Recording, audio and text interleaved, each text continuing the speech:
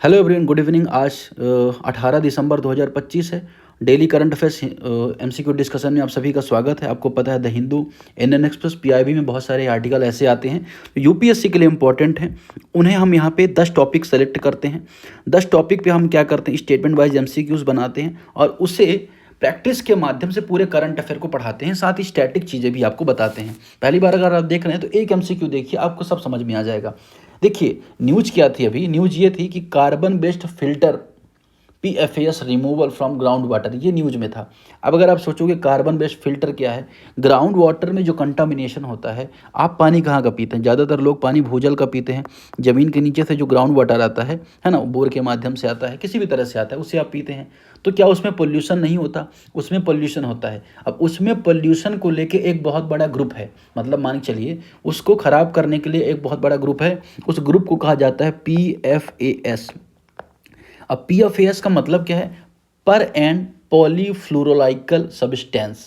ये अगर हम बात करें, जो सब्सटेंस है ना, 4700 से अधिक केमिकल, अगर हम बात करें केमिकल्स हैं इसमें, है ना, और इन्हें फॉरएवर केमिकल्स बोला जाता है। मतलब क्या? 4700 फॉरएवर केमिकल्स का एक ऐसा ग्रुप है जो हमारे ग्राउंड वाटर को कंटामिनेट करता है। अब ये जो 4700 केमिकल्स हैं वो किस चीज़ में निकलते हैं? आखिर हम क्या ऐसा काम करते हैं कि 4700 टाइप के केमिकल पृथ्वी के नीचे जा रहे हैं पानी गंदा करने? तो देखिए, हम बहुत सारी चीज़ों को यूज़ करते हैं, जैसे खाद्य पैकेजिंग हो गए, फूड की जो पैकेजिंग हो गई उसके संबंध में हो गया पैकेज। इसके अलावा चेहरे में जो क्रीम लगाते हैं, सौंदर्य के जो प्रसाधन हो गए, केमिकल्स हो गए, है ना, कॉस्मेटिक्स आइटम हो गए। इसके अलावा जो धातुएं होती हैं, या अगर हम बात मेटल्स होते हैं इसकी कोटिंग करने में, तो बहुत सारे ऐसे केमिकल हो जाते हैं जिनका केमिकल बॉन्ड, है ना, बहुत मजबूत हो जाता है ना, और उनका अपघटन, अगर हम बात करें, या टूटना कमज़ोर हो जाता है, और वो क्या करते हैं, नीचे जाते हैं, नीचे जाके हमारे पानी को ख़राब करते हैं। ठीक। अब जब ग्राउंड वाटर कंटामिनेट हो रहा है तो ग्राउंड वाटर को ट्रीटमेंट करने के लिए सरकार प्रयास करती है। तो जो ट्रीटमेंट का प्रयास होता है ना, उसे क्या कहा जाता है? रिमीडिएशन कहा जाता है। रिमीडिएशन क्या कहा जाता है? तो सरकार कुछ ऐसी चीज़ें भी करेगी जिससे क्या किया जाएगा, पानी को साफ़ किया जाएगा। तो 2025 में एक स्टडी आई, उस स्टडी को बोला गया जर्नल ऑफ हैजार्डस मटेरियल। तो 2025 में ऐसे मटेरियल जो पानी को ख़राब कर रहे हैं उनको लेके स्टडी आई, और कहा गया कि अल्ट्रा फाइन कार्बन सामग्री जैसे सीसीपी हो गया। अब समझिएगा कि जो रिसर्च ने कहा कि कुछ ऐसी चीज़ें हैं जो पानी को साफ़ कर सकती हैं, ग्राउंड वाटर को जाकर ट्रीट कर सकती हैं। उसमें एक विशेष कार्बन सामग्री का यूज होगा जिसे कहा जाता है कोलाइडल कार्बन प्रोडक्ट। ठीक है। अब ये जो कोलाइडल, ये सीसीपी जो हो जाएगा, मतलब आप समझ रहे हैं, एक रिसर्च आई, उसने कहा कि सीसीपी जिसे कार्बन कोलाइडल कार्बन प्रोडक्ट कहा जाता है, ये क्या करेगा, नीचे जाएगा और पीएफएस को क्या करेगा, खा जाएगा। पीएफएस को ऑब्जर्व कर लेगा, है ना, या तो उसको स्थिर कर देगा, कहीं पे रोक देगा। ये कैसे काम करेगा? इसको हम ज़मीन में इंजेक्ट करेंगे। ठीक। तो मतलब क्या, ये सीसीपी क्या करेगा, पीएफएस को रोकेगा। इसको लेके यहाँ पे बाद में ये रिसर्च आई। ठीक। तो अब अगर हम बात करें, हाल में एक स्टडी आई, हाल में स्टडी ने कहा पीएफएस को दूषित जो भूजल होता है या कंटामिनेटेड वाटर होता है, उससे क्या किया जा सकता है, कार्बन सामग्री का यूज करके पीएफएस को हटाया जा सकता है ना। अब कम लागत की ऐसी टेक्नोलॉजी बन रही है। तो मतलब ग्राउंड वाटर का पोल्यूशन कम करने के लिए एक टेक्नोलॉजी है ना, उसको सीसीपी भी आप कहते हैं, कार्बन बेस्ड फिल्टर टेक्नोलॉजी है। ठीक है ना। चलिए, स्टेटमेंट बन रहा है कि PFS are called forever chemicals to extraordinary strength of carbon fluorine bond. ऐसे फॉरएवर केमिकल्स होते हैं जिनका कार्बन फ्लोरीन बॉन्ड बहुत मजबूत होता है। ये स्टेटमेंट एकदम करेक्ट है, मैंने आपको बताया है। दूसरा, carbon based PFS remediation involve surface level filtration of contaminated ground water. Carbon आधारित जो पीएफएस होता है, उपचार में प्रदूषित जल का सतही स्तर पर फिल्ट्रेशन किया जाता है। तो कार्बन बेस्ड मतलब कार्बन से हम क्या करते हैं, पीएफएस को ट्रीट करते हैं, ये यहाँ पे कहना चाह रहा है। तो तीसरा स्टेटमेंट यहाँ पे क्या कहना चाह रहा है, अगर हम बात करेंगे तीसरा स्टेटमेंट यहाँ पे किसके बारे में है, तीसरा स्टेटमेंट यहाँ पे किसके बारे में बात कर रहा है, field trial shows. Field trial ने क्या दिखाया? फील्ड ट्रायल दिखाते हैं कि effective removal of both long chain and short chain PFS. क्षेत्रीय परीक्षणों में पाया गया कि long chain short chain PFS को निष्कासन में देखा गया, इनको निकाला जा सकता है, ये यहाँ पे कहा जा रहा है। ठीक। अब देखिए, इन तीनों में सही कौन सा सही होगा, 1 और 3। यहाँ पे क्या कह रहा है कि सरफेस लेवल पर हम करते हैं, लेकिन सरफेस लेवल पर नहीं, हम इसे सब सरफेस लेवल पर करते हैं। भूमिगत जल जो जल होता है ना, सरफेस लेवल पर थोड़ी होता है, थोड़ा और नीचे होता है ना, तो वहाँ पर हम क्या कर सकते हैं, इन सीटू टेक्नोलॉजी के माध्यम से, मतलब जहाँ पे प्रॉब्लम है वहीं पे टेक्नोलॉजी लाकर हम इसको ट्रीट कर सकते हैं। तो ये यहाँ पे कार्बन बेस्ड टेक्नोलॉजी यहाँ पे कहना चाहती है। देखिए बहुत डिफ़िकल्ट लगा होगा, तो अब क्या करूँ, ये जितना आसान करना था मैंने किया है। अब आई होप आप सभी को समझ में आया होगा। 1 और 3 यहाँ पे आपको सही आंसर हो जाएगा। अगले क्वेश्चन की तरफ बढ़ेंगे। अगला प्रश्न किसके बारे में, अल्टर मैग्नेटिज्म के बारे में, RuO2 के बारे में। चलिए इसको बाद में देखेंगे, क्योंकि बार बार साइंस एंड टेक्नोलॉजी क्वेश्चन हो जाएगा ना तो बोरिंग हो जाएगा। क्वेश्चन 3 देखते हैं, exercise desert cyclone 2। Regarding exercise desert cyclone 2 आपको स्टेटमेंट बताना है। अब ये डिजर्ट साइक्लोन 2 क्या है आपको पता होना चाहिए, है ना। तो डिजर्ट साइक्लोन 2 के बारे में मैं आपको थोड़ा सा कहानी बता देता हूँ कि अभी डिफेंस मंत्रालय ने बताया कि भारत की एक टुकड़ी अबू धाबी के लिए रवाना हुई है। अबू धाबी कहाँ पे है, अबू धाबी है UAE में, है ना। UAE की कैपिटल अबू धाबी। अब देखिए UAE के साथ हमारा स्ट्रैटेजिक पार्टनरशिप है, तो डिफेंस रिलेटेड एक्सरसाइज भी हम UAE के साथ करते हैं। तो पहला जो एडिशन हुआ था जो डिजर्ट साइक्लोन का UAE के साथ हुआ था 2024 में हुआ था। अभी 2025 में हम दूसरा एडिशन करने जा रहे हैं। इसका मतलब हर साल हम यहाँ पे कंडक्ट कर सकते हैं ऐसी एक्सरसाइज। जाहिर सी बात है, इसका मतलब यही है, ठीक है। अब अगर हम बात करें इसके बारे में, डिजर्ट साइक्लोन के बारे में, तो ये कहाँ पे हो रही है आपको पता चल गया। दूसरा संस्करण ये भी पता चल गया। 45 जितने लोग यहाँ पे सम्मिलित हो रहे हैं, और कुछ ज़्यादा इसमें नहीं। इसका पर्पज है पीस कीपिंग प्रमोट करना, काउंटर टेररिज्म को रोकना, ये सब काउंटर टेररिज्म को बढ़ावा देना, ये सब है। It is a joint military exercise between India and UAE, Bharat संयुक्त अमीरात का संयुक्त अभ्यास है, एकदम करेक्ट है। The exercise focus exclusively on conventional battle field. अभ्यास केवल पारंपरिक युद्ध को फोकस करता नहीं, केवल नहीं हो जाएगा यहाँ पे, हर टाइप के काउंटर टेररिज्म हो गया, अगर बाकी स्टेबिलिटी ऑपरेशन हो गया, पीस कीपिंग रिलेटेड वर्क हो गया, उन सबको भी ये प्रमोट करता है। तो दूसरा ऑप्शन एलिमिनेट हो जाएगा। Integration of unmanned air vehicle, इसकी फीचर्स, इसमें UAVs को शामिल किया जाएगा। ये भी बात यहाँ पे सही है कि अनमैन्ड जो एरियल सिस्टम्स होते हैं उनको भी इसमें इंक्लूड किया जाएगा। अब भारत और UAE के जो राजनयिक संबंध, डिप्लोमेटिक संबंध है, वो कब से हैं, 1972 से हैं। पहली बार UAE ऐसा देश है जिसने भारत में 1972 में, है ना, इसने क्या किया था, भारत में अपना दूतावास खोला था, है ना। और भारत ने भी 1973 में 1973 में UAE में अपना दूतावास खोला था। और 2008 में अबू धाबी के अल्दाफरा में एयरबेस भी आयोजित किया गया था, ठीक है। ये बात आपको यहाँ पे याद रखनी है। इसके अलावा भारत का नौसैनिक जहाज जायद तलवार में भी भाग लिया था, जो इन दोनों के बीच में होता है, मिलिट्री एक्सरसाइज में होता है। INS विशाखापत्तनम ने पार्टिसिपेट किया था जायद तलवार नामक नौसैनिक एक्सरसाइज, जायद तलवार, ठीक है।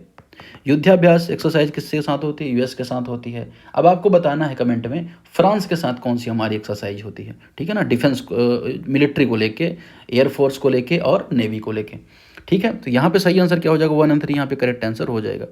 क्वेश्चन नंबर 4 की तरफ बढ़ेंगे। अडवा का युद्ध के बारे में यहाँ पे प्रश्न पूछा गया, battle of अडवा।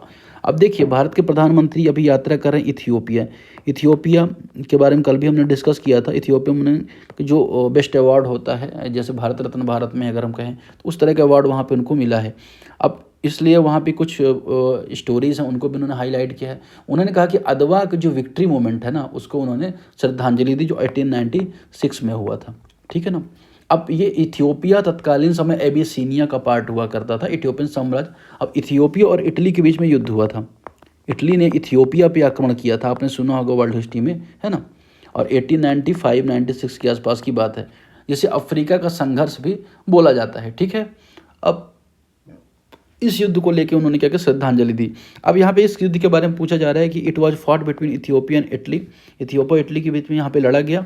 It result the permanent colonisation of Ethiopia by Italy, परिणाम स्वरूप इथियोपिया स्थायी रूप से इटली का उपनिवेश बन गया इसके परिणाम स्वरूप, ठीक है। दूसरा, इसके अलावा तीसरा option, it is considered the first major defeat Europe power by African force during the colonial year, पहली बार अफ्रीकी सेनाओं द्वारा यूरोपियन शक्ति के पराजय हुई। अब ये दोनों आपस में कंट्राडिक्टरी, उनमें से कोई एक ही सही हो सकता है। तो पहला तो करेक्ट है और तीसरा भी करेक्ट है। पहली बार किसी अफ्रीकी कंट्री ने यहाँ पे इथियोपिया ने इसको हराया था। तो जो बाद में अगर आप देखेंगे ना, भारत में नेशनल मूवमेंट जो आगे बढ़े तो उनमें देखा गया कि रसिया को जब जापान ने हराया और इथियोपिया ने जब आदिस अबा इटली को हराया तो कहीं ना कहीं ये भ्रम टूटा, यूरोपियन सुप्रीमेसी का जो भ्रम है वो टूटा। तो 1-3 यहाँ पे करेक्ट आंसर हो जाएगा। अगला क्वेश्चन किसके बारे में है? आईसीजीएस सार्थक के बारे में है कि with the reference of ICGS सार्थक कंसिडर द फॉलोइंग स्टेटमेंट्स। तो जो आईसीजीएस सार्थक है उसको लेकर प्रश्न यहाँ पे बन रहा है। अब स्टेटमेंट कौन कौन से यहाँ पे बने हैं आइए देख लेते हैं। तो स्टेटमेंट पहला बन रहा है, it is the offshore patrol vessels of Indian coast guard. भारतीय कोस्ट गार्ड का क्या है? ऑफशोर वेसल है आईएनएस आईसीजीएस सार्थक तटरक्षक का। It is constructed by Mazagon dockyard ship builder limited, Mazagon dockyard ship builder limited द्वारा बनाया गया है। It is capable for search and rescue marine environment protection, खोज और बचाव के लिए सक्षम है। तो पहला आसान, ये भी सही है, पहला और तीसरा दोनों ही करेक्ट लग रहे हैं, आसान लग रहे हैं। खाली मामला कहाँ फंस रहा है? मामला फंस रहा है कि हो सकता है दूसरा ना गलत हो जाए, है ना। तो दूसरे के बारे में अगर आप देखें तो दूसरा कहीं ना कहीं गलत है। इसे किसने बनवाया? तो गोवा शिपयार्ड लिमिटेड ने बनाया। तो गोवा शिपयार्ड लिमिटेड ने बनाया। तो 1 और 3 यहाँ पे इसका भी करेक्ट आंसर हो जाएगा। क्वेश्चन नंबर 6 देखेंगे यहाँ पे। क्वेश्चन नंबर 6 बात कर रहा है एनाटो के बारे में विद द रेफरेंस ऑफ एनाटो, है ना। एनाटो के बारे में क्या स्टेटमेंट पूछा जा रहा है? It is derived from the seeds of bixa orellana. अब ये एनाटो है क्या, न्यूज में क्यों था? आइए सबसे पहले ये जानना जरूरी हो जाता है। तो CSIR आपको पता है ना, CSIR आपको पता है, CSIR। अब वैज्ञानिक औद्योगिक अनुसंधान परिषद इसको कहा जाता है, council of scientific industrial research, ठीक है ना। अब इसकी एक संस्था है CFTRI, मतलब फूड को लेके किसी संस्था है CFRTI जो फूड के टेक्नोलॉजी को लेके काम करती है। अब ये संस्था कहाँ पे मुख्यालय इसका? मैसूर में इसका हेडक्वार्टर है। इसने देखा कि एनातो को इसने रिसर्च किया और इसने 4 ग्रांट इन एड परियोजनाएं शुरू की। 4 ग्रांट इन एड परियोजनाएं शुरू की, ग्रांट इन एड। अब ये क्यों शुरू की है? आपको पता है कि फूड में ना कलर का बड़ा वो होता है कि कलर बहुत ज़्यादा लगाए जाते हैं। अब कलर से क्या होता है? शरीर को नुकसान भी पहुंचता है। तो एनाटो एक तरह का नेचुरल कलर है फूड के लिए, नेचुरल कलर है फूड के लिए एनाटो, ठीक है ना। अब अगर हम बात करें, ये एकीटो नामक पेड़ से निकाला जाता है। किससे? एकीटो नामक पेड़ से निकाला जाता है, जिससे बिक्सा ओरेलाना के बीच से, अकीटो पेड़ और बिक्सा ओरेलाना के बीच से प्राप्त होता है, ठीक। अब ये जो पेड़ है यहाँ का तो है नहीं, ये बेसिकली कहाँ का? US का मूल निवासी है, ठीक है। अब अगर हम बात करें, पनीर है, मक्खन है, दही है, सॉसेस है, इसको पीला नारंगी रंग भी दे सकता है। तो ये यहाँ पे न्यूज में था। एनाटो का अगर यूज होता है कलर में तो जो सूजन वगैरह, स्वेलिंग कम हो सकती है, हृदय रिलेटेड जो हार्ट रिलेटेड डिसीज है वो कम हो सकते हैं। एक तरह के एंटीऑक्सीडेंट की तरह ये काम करेगा, ठीक है ना। और ये स्वाद का भी एजेंट रहेगा, स्वाद के फॉर्म में भी रहेगा। दूसरा ये नेचुरल रंग का भी का काम करेगा, किसमें? फूड में। तो it is derive from the seed of bixa orellana, ये बात एकदम करेक्ट है। दूसरा, it is colour due to the carotenoid pigment, इसका रंग कैरोटोनॉइड पिगमेंट के कारण होता है इसका रंग, ये भी करेक्ट बात है। It is exclusively use for synthetic food dye, यह केवल खाद्य रंग के रूप में उपयोग होता है। ये केवल खाद्य रंग के उपयोग में नहीं होता बल्कि और चीज़ों में भी इसके उपयोग हो सकते हैं, ठीक है। जैसे जनरली अगर आप देखेंगे तो खाने के अलावा जो आँख वगैरह, हृदय वगैरह के उपचार में भी इसका यूज हो सकता है, ठीक है। तो ये चीज़ आपको थोड़ा सा याद रखनी है। और दूसरा ये क्या, कहीं ना कहीं अगर आप देखेंगे ना कि इसको लिमिट कर रहा है, इसको लिमिट कर रहा है। और इस तरह के लिमिट वाले क्वेश्चन कहीं ना कहीं स्टेटमेंट गलत हो जाते हैं UPSC में। तो 1-2 यहाँ पे इसका करेक्ट आंसर हो जाएगा। सही आंसर क्या हो जाएगा? A। क्वेश्चन नंबर 7 देखेंगे, भारत नेट के संबंध में स्टेटमेंट पूछे गए हैं।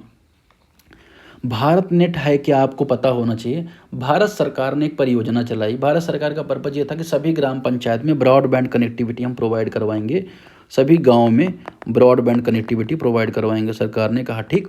अब ब्रॉडबैंड कनेक्टिविटी प्रोवाइड करवाएंगे, इसको लेकर सरकार ने 2011 में एक योजना लॉन्च की जिसे भारत नेट परियोजना कहा गया। अब इस परियोजना में ग्रामीण लेवल पर टेलीकॉम का जो काम इसके किया जाएंगे और लगभग 2.5 लाख 2.5 लाख ग्राम पंचायतों को जोड़ने के लिए सरकार ने योजना चलाई। योजना कौन कार्यान्वित कर रहा था? तो BBNL इसको कार्यान्वित कर रहा था, भारत ब्रॉडबैंड नेटवर्क लिमिटेड, ठीक है। और इसको बनाया गया था कंपनी एक्ट 1956 के अंतर्गत, ठीक। अब यहाँ पे 3 फेज में ये काम चल रहा था। पहला फेज तो यहाँ पे कंप्लीट हो गया था। पहले फेज में अगर हम देखेंगे ना तो 1 लाख गाँव को जोड़ने का प्लान था यहाँ पे, 1 लाख गाँव को। तो ये वाला कंप्लीट हो गया था। बाद में अगर आप देखेंगे अभी फेज 2 फेज 3 यहाँ पे चल रहे हैं। अब उसमें अमेंडेड भारत नेट प्रोग्राम शुरुआत किया गया 2030-23 में, उसको अमेंड किया गया, है ना। और इसका पर्पज़ क्या हो गया कि यहाँ पे ऑप्टिकल फाइबर कनेक्टिविटी पर देनी है और कुछ चीज़ों को और जोड़ा गया है यहाँ पे, तो इसलिए यहाँ पे थोड़ा सी न्यूज़ में आ गया भारत नेट परियोजना। स्टेटमेंट बनना है कि it aim to provide broadband connectivity to all gram panchayat, सभी ग्राम पंचायतों को ब्रॉडबैंड कनेक्टिविटी देना इसका पर्पज़ है। दूसरा यहाँ पे स्टेटमेंट यहाँ पे कह रहा है the project executed by BBNL परियोजना चला रही है, ये भी मैंने आपको बताया कि हाँ ये परियोजना चला रहा है। तीसरा phase 1 of the project integrated 5G technology, phase 1 को 5G टेक्नोलॉजी से जोड़ा गया है। ये स्टेटमेंट क्या करेक्ट है? ये स्टेटमेंट इसकी इनकरेक्ट है। 5G टेक्नोलॉजी से नहीं जोड़ा क्योंकि 2011 में जब इसकी शुरुआत की गई थी, बाद में जब काम चल रहा था तो 5G तो आया ही नहीं था, तो कहाँ से जोड़ा जाएगा 5G टेक्नोलॉजी? कभी कभी इस तरह के आपको लॉजिक बेस्ड क्वेश्चन मिलेंगे और 1-3 यहाँ पे इसका करेक्ट आंसर हो जाएगा। ठीक है, क्वेश्चन नंबर 8 की तरफ बढ़ते हैं, INS हंता की तरफ। INS Hansa with the reference of INS Hansa considered the following statements. हाल ही में जो भारत की नौसेना है, नौसेना इंडियन नेवी है, उसने MS-60 जो R हेलीकॉप्टर्स है ना, उसको INS हंसा गोवा में कमीशन किया है। INS हंसा एक शिप है मान लो, है ना, उस शिप में क्या कर दिया गया, हमने हेलीकॉप्टर रख दिया, हेलीकॉप्टर यहाँ पे रख दिया। ठीक है, तो ये कौन सा हेलीकॉप्टर रख दिया? MS-60 हेलीकॉप्टर हमने इसमें रख दिया है। ठीक है, अब INS हंसा के बारे में है कि INS हंसा को बारे में आपको बता ही देता हूँ कि गोवा के दावोली में स्थित है। ठीक है ना, 5 इसको कब इस्टेब्लिश किया गया था? तो 5 सितंबर 1961। ठीक, और जो बात हो रही MS-60 हेलीकॉप्टर की, इसके बारे में हमने यहाँ पे देख एंटी सरफेस एंटी वॉरफेयर, एक तरह का एंटी सबमरीन वॉरफेयर एक हेलीकॉप्टर है जो भारत सरकार ने आई थिंक खरीदा है। ठीक है, अब इसका सही ऑप्शन देखते हैं। It is the largest naval base airbase in India, Bharat का सबसे बड़ा नौसैनिक वायु अड्डा है। It is located in near Dabolim, तो दावोलिम के नियर तो है, ये तो करेक्ट है। यह केवल हेलीकॉप्टर अभियानों के लिए उपयोग होगा, सपोर्ट हेलीकॉप्टर ऑपरेशंस, तो अब यही है, ये यहाँ पे लिमिट कर रहा है, तो ये स्टेटमेंट यहाँ पे इनकरेक्ट हो जाएगा। 1-2 प्रोबेबली यहाँ पे करेक्ट हो सकता है, लेकिन 8वां का जो गलत स्टेटमेंट हो जाएगा, पहला स्टेटमेंट यहाँ पे करेक्ट हो जाएगा, दूसरा भी करेक्ट हो जाएगा, तो 1A यहाँ पे करेक्ट आंसर हो जाएगा। ठीक है, क्वेश्चन नंबर 9 देखेंगे, कवच प्रणाली के बारे में। विद द रेफरेंस ऑफ कवच system consider the following statements. कवच प्रणाली के संदर्भ में आपको सही कथन बताना है। कवच प्रणाली रेल में क्यों नहीं होती? कि रेल मंत्री ने कहा कवच सिस्टम को 2000 किलोमीटर रेलवे नेटवर्क में लागू किया जा चुका है। अब देखिए, रेलवे जो एक्सीडेंट होते हैं ना, उनको रोकने के लिए यहाँ पे प्रोजेक्ट कवच की शुरुआत की गई थी। ये एक ऑटोमेटिक ट्रेन प्रोटेक्शन मैकेनिज्म है, ऑटोमेटिक ट्रेन प्रोटेक्शन मैकेनिज्म की तरह ये काम करता है। ठीक है, तो यहाँ पे अगर आप देखेंगे कि स्टेटमेंट क्या बन रहे हैं, स्टेटमेंट ये बन रहे हैं, it is the indigenous development automatic train protection system, स्वदेशी रूप से विकसित स्वचालित ट्रेन सुरक्षा प्रणाली है, तो ये स्टेटमेंट करेक्ट है। दूसरा, it replace loco pilot during train operation, train संचालन के दौरान लोको पायलट का स्थान ले लेती है ये। अब ये क्या इस तरह की टेक्नोलॉजी के लोको पायलट का स्थान ले लेगी, है ना, तो ये दूसरी बात है, यहाँ पे गलत है, इसका स्थान नहीं लेती बल्कि इसकी हेल्प करती है जिससे दुर्घटनाएं ना हो। ये असुरक्षित ट्रेन परिचालन को रोकने के लिए स्वचालित रूप से ब्रेक लगा सकती है, तो ये बात यहाँ पे करेक्ट है। ये असुरक्षित स्वतः ब्रेक लगाकर दुर्घटनाओं को रोक सकती है, यही इसकी खासियत है। ठीक है ना, और सरकार अगर आप देखेंगे ना 2018, 20, 21, 22, 23 के दौरान बहुत सारी रेलवे घटनाएं हुई, उड़ीसा चाहे की बात करें चाहे कहीं की भी, और इस वजह से बहुत सारी बहुत सारे रेलवे कर्मचारी की भी मृत्यु हो जाती है, आम लोगों की मृत्यु हो ही जाती है। इस चीज़ को रोकते हुए कवच सिस्टम को इंट्रोड्यूस किया गया था। 1 और 3 इसका सही आंसर हो जाएगा, ए यहाँ पे करेक्ट आंसर हो जाएगा। लास्ट क्वेश्चन है एनिमल हस्बेंड्री को लेके। एनिमल हस्बेंड्री को लेके with the reference of the following statements आपको यहाँ पे बताना है। पहला स्टेटमेंट है, it is the central sector scheme under the आत्मनिर्भर भारत अभियान। आत्मनिर्भर भारत अभियान के अंतर्गत केंद्र प्रायोजित केंद्र क्षेत्रक योजना है। ठीक है ना। दूसरा, beneficiaries receive 100% government grant from this project. जो लाभार्थी उनको 100% ग्रांट मिलता है केंद्र सरकार से। तीसरा, NABARD manage credit guarantee fund इसके अंडर द स्कीम। नाबार्ड इसमें फंड की गारंटी करता है। अब 10वां और 10वें क्वेश्चन में तीनों स्टेटमेंट में कौन से करेक्ट है आपको यहाँ पे बताना है। तो 1 और 3 यहाँ पे करेक्ट है। 100% गवर्नमेंट ग्रांट नहीं देती है बल्कि ब्याज सब्सिडी ऋण प्रदान करती है इसमें। ठीक है, तो सही आंसर क्या हो जाएगा, 1 और 3 इसका करेक्ट आंसर हो जाएगा। अब लास्ट क्वेश्चन है, क्वेश्चन नंबर 2 जो हमने यहाँ पे छोड़ा था उसको देख लेते हैं। अल्टर मैग्नेटिज्म के बारे में है कि with the reference of alter magnetism consider the following statements. इसके बारे में आपको सही स्टेटमेंट बताना है, क्या इसका सही आंसर होगा। पहला ऑप्शन यहाँ पे कि altermagnetism exhibit zero net external magnetization like antiferromagnets. तो अल्टर मैग्नेटिज्म बाह्य रूप से शून्य शुद्ध चुंबकीकरण प्रदर्शित करते हैं। दूसरा, alter magnetism completely lack electronic spin splitting. Alter magnetism electronic spin विभाजन पूर्णतः अनुपस्थित होता है। तीसरा, RuO2 पतली परतों को XMLD तकनीक का उपयोग करके प्रयोगात्मक रूप से अल्टर मैग्नेट के रूप में प्रमाणित करता है। अब देखिए इतना डिफिकल्ट तो क्वेश्चन वहाँ पे बनेगा नहीं, लेकिन मैं आपको बेसिक बात इसके बारे में बता देता हूँ। ये है क्या अल्टरमैग्नेटिज्म, जो बार बार यहाँ पे न्यूज़ में आ रहा है, या अगर हम देखें आज करंट अफेयर में था तो कुछ तो इसकी बात रही होगी, है ना। तो इसके बारे में थोड़ा सा हम यहाँ पे जान लेते हैं। अगर हम बात करें कि इसके बारे अल्टरमैग्नेटिज्म के बारे में अभी क्या डेवलपमेंट हुआ है, पहले अब ये जाने कि अल्टरमैग्नेटिज्म को जो चुंबक मैग्नेटिक का थर्ड क्लास कहा जा रहा है, ठीक है ना। पहले ये एक तो इम्पोर्टेंट आपके लिए है। दूसरा हम बात करें कि अभी रिसर्च क्या हुई है, रिसर्च में ये पाया कि अल्टरमैग्नेटिज्म एक तीसरा कैटेगरी होगा। देखिए पहली कैटेगरी कौन सी होती है मैग्नेटिज्म की, फेरोमैग्नेटिज्म। दूसरी कैटेगरी होती है एंटी फेरोमैग्नेटिज्म, और तीसरी कैटेगरी है अल्टर फेरोमैग्नेटिज्म। इसमें क्या करेगा, जो मैग्नेटिक मोमेंट है ना, ये अल्टरनेटिवली क्या करते हैं, अरेंज रहते हैं, है ना, अप एंड डाउन फॉर्मेट में, रोटेशन फॉर्मेट में। तो ये अल्टर मैग्नेटिज्म है, इसकी खोज किसने की, जापान में एक स्टडी हुई है, टोक्यो यूनिवर्सिटी है, उसने ये रिसर्च बताई कि अब क्या है, जो मैग्नेटिज्म है उसकी तीसरी क्लास शामिल की गई है, फेरोमैग्नेटिज्म, एंटी फेरोमैग्नेटिज्म के अलावा अल्टर फेरोमैग्नेटिज्म। अब इसका जो क्वेश्चन है इसमें इतना डिफिकल्ट क्वेश्चन नहीं बनेगा, आसान बनेगा। दूसरा ऑप्शन यहाँ पे इनकरेक्ट हो जाएगा, है ना। अल्टरमैग्नेटिज्म में इलेक्ट्रॉनिक स्पिन विभाजन पूर्णतः अनुपस्थित रहता है, ऐसी बात यहाँ पे नहीं है, ठीक है। तो यहाँ पे अगर आप देखेंगे करेक्ट आंसर क्या हो जाएगा, 1 और 3 यहाँ पे इसका सही